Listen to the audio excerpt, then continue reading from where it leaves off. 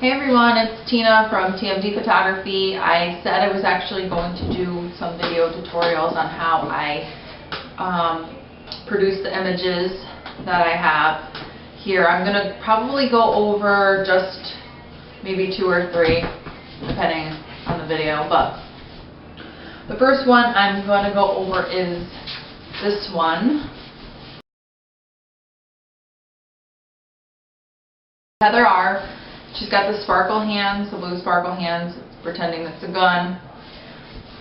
Beauty shot. I actually had her in front of my 2 continuous lights that I have shining on me right now. There's no dimmer switch on them, so they're full power all the time. They're very bright. There was a reflector on the bottom, reflecting some light on the model's neck and lighting the eyes just a bit. The 2 backlights, I framed her face. They were just the rim lights. I had them on the lowest possible setting power. With the continuous lighting, you have to do that because the strobes are more powerful than the continuous light. So you have to have them dialed all the way down. And I just had a simple little light on the backdrop, and that was the lowest power also. I use all Alien Bees lighting. And then just my continuous lights, which those are do-it-yourself Home Depot shop lights. Go get shop lights and go put them on stands, and you have your own. You don't have to. Yeah, if I wanted Kino Flows, I would buy them, but I'm like, if I can make them cheaper and make it look the same, then I'm just gonna do it the do-it-yourself version. It looks fine. So that's basically with that. With her hand, we ended up wetting her hand and putting her whole entire hand in blue sparkle on each side. It was a mess, but the image came out well. I have 2 images of her. I have one from the side. It's a little further back than the headshot. And Kyle Garcia did the makeup on that. Awesome. Smoky eye. A little bit contouring her cheekbones. It looks great. And then obviously the smoke is photoshopped. I'm sure you guys know that. So that's for that image. Number 2 is going to be this image here.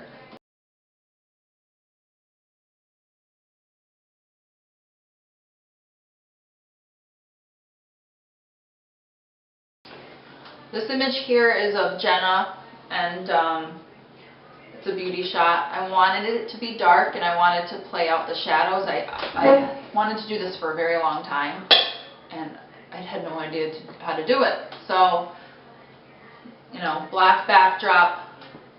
I had reflector on the bottom of her, because this whole thing is a really dark image, so it's just playing up the shadows and figuring out how to do that. I had my Alien Bees 400 pointing directly down. I had a snoot on the front. It was probably about half power. You need like 4 extra hands for this, because let me tell you, Jenna had to be in the right place. I had my makeup artist Jen McCarthy. She did the makeup for the shoot, which was great. She was holding, how I got the cross on the face was I had a white piece of paper.